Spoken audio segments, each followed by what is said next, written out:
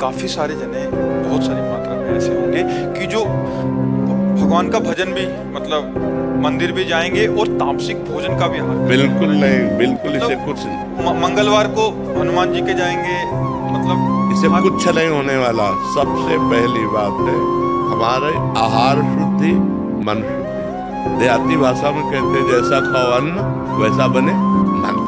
देखो, अगर हम शास्त्र की आज्ञा का पालन नहीं करेंगे और मनमानी आचरण करेंगे तो नरक जाओगे। पहले आहार शुद्धि, मन शुद्धि। अगर जैसा खाओ अन्न वैसा बने मन। किसी भी प्राणी को दुख देना, हनुमान चालीसा का भी पाठ करते हैं। ये अपनी वासनाओं की, अपनी जिह्वा को थोड़ा रोको यार। शराब पीते हो, मांस खाते हो, अंडा खाते हो, इस तरह के व्यवहार करते हो और हनुमान जी और शंकर ये ऐसे प्रसन्न हो जाएंगे, ऐसे काम बन जाएगा? कुछ नहीं बन जाएगा। अवश्य में भोक्तव्यम गतम कर्म शुभारंभम। जो तुम कर्म करोगे तुम्हें भोगना पड़ेगा। चाहे मुर्गा हो, चाहे बकरा हो, सब जीव अपने प्राण बचाना चाहते हैं। सब जीव, तुम उनको काट कर खाओगे तो भोगना पड़ेगा। राम जी के रूप में भगवान ने यदि बाली के चरण में बाण मारा तो भगवान श्री कृष्ण के चरण में व्याध के रूप में उसने बाण मारा। देखो ना, लीला देखो। भगवान ने अंतिम अपनी लीला जो श्री कृष्ण लीला है वो यहाँ संपन्न की कि भगवान के चरण में व्याध जो है बाण मार रहा है। अब आप विचार करो, जब वो सरकार समर्थ होते हुए भी अपने लीला का लीला दर्शन कराते हैं। श्रवण कुमार के वध का संयोग बन गया दशरथ जी के हाथ से, शब्द वेदी बाण मार दिया। देखो, उनका जो कर्म था वो तड़प तड़प के अपने पुत्र भगवान राम के वियोग में प्राण त्यागना पड़ा कि नहीं पड़ा? भगवान उसको मिटा सकते थे लेकिन भगवान नहीं मिटाते। अवश्य में भोक्तव्यम गीता जी में कहा। इसलिए हमारी प्रार्थना है कि तमोगुणी भोजन का त्याग करो, सात्विक भोजन और संयम से रहोगे तो तुम में जो बल आएगा वो एक महान पवित्र बल होगा। आज बल नहीं दिखाई देता, चेहरे में कांति नहीं है, विचार में पवित्रता नहीं है। ऐसा नहीं, हम पशु नहीं हैं, हम मर्यादा से चलने के लिए हैं। हमारी मर्यादा बनाई गई, शास्त्र मर्यादा हमारी कानून व्यवस्था है। यदि हम शास्त्र मर्यादा से चलेंगे, शास्त्र कानून से चलेंगे तो हमारा मनुष्य जीवन सार्थक हो जाएगा, नहीं तो निरर्थक हो जाएगा। जैसे आजकल बच्चे कहते हैं हम स्वतंत्र हैं। नहीं, स्वतंत्रता नहीं।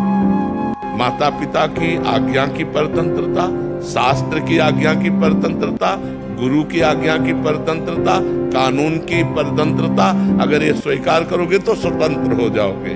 अगर मनमानी करोगे तो परतंत्र हो जाओगे। मनमानी स्वतंत्रता नहीं होती, मनमानी इंद्रियों की परतंत्रता होती। जो इंद्री कहती वही हम कहते हैं। आप अपने को स्वतंत्र समझते हैं, इंद्रियों के गुलाम, मन के गुलाम, तो स्वतंत्रता कहाँ है? स्वतंत्रता तब होगी जब हमारी बात पुनः समझ ले। शास्त्र आज्ञा के अधीन चलोगे, गुरु के अधीन चलोगे, संतों की वाणी के अधीन चलोगे।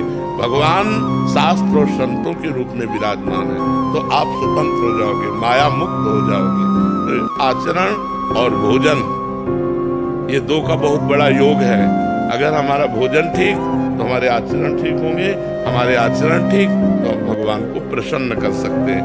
गंदा आचरण। अभी कल परसों एक प्रश्न आया था कि गांव देहात में महाराज जी क्या है कि छोटे छोटे देवी जी के मंदिर हैं और गांव में किसी के घर में बच्चा हो रहा है या शादी हो रही है तो महाराज जी बकरा लेके और फिर उसका वो करते हैं, बलि देते हैं। फिर महाराज जी फिर पूरे गांव वाले आते हैं, फिर पूरा मांस वो करते हैं, मंदिर भी जा रहे हैं महाराज जी, देवी की आराधना भी कर रहे हैं। ये सब ये आसुरी वृत्ति है, इससे भगवत प्रसन्नता नहीं होती।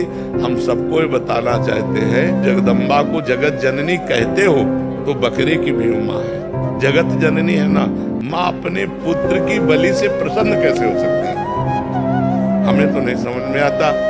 और जब वो जगत जननी है तो बकरे की भी माँ है, वो भैंसे की भी माँ है, वो गाय की भी माँ है। वो माँ जो जगत माता है वो अपने पुत्रों की बलि से प्रसन्न कैसे हो सकती है? अगर वो प्रसन्न होती तो तुम्हारा मंगल हो जाता। किसका मंगल हुआ बकरे की बलि चढ़ाकर? हमें बताओ। देवी अप्रसन्न हो जाएंगी अगर नहीं किया ऐसा तो महाराज जी ये भी माने। अरे अगर वो अपने स्वरूप में आ जाए तो सबको चाट जाए उनको।